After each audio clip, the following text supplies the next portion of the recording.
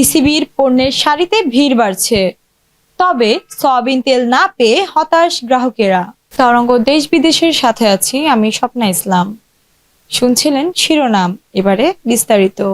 ঘন কুয়াশার মধ্যে শীতের সকালে ট্রেডিং কর্পোরেশন অব বাংলাদেশের টিসিবি পণ্য কিনতে পরিবেশকের দোকানের সামনে দাঁড়িয়েছেন সারি সারি লোক। ঘড়ির কাঁটায় ঘন্টা পেরোতেই সারি অনেক দূর চলে গেছে। সারি দীর্ঘ হওয়ায় সব ধরনের পণ্য না পাওয়ার ক্ষোভ আছে কারো কারো মনে। যারা শুধু চাল আর ডাল পেয়েছেন তাদের মুখে একই কথা, তেল মাইরা দিছে। আজ রবিবার সকালে রাজধানীতে টিসিবির পণ্য বিক্রির এমন দৃশ্য দেখা গেছে। ডিসেম্বর থেকে টিসিবির কাছে সয়াবিন তেল নেই। বাজারে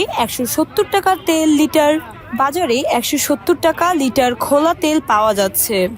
পাম তেল বিক্রি হচ্ছে 160 টাকা, অথচ টিসিবির তেলের দাম 100 টাকা।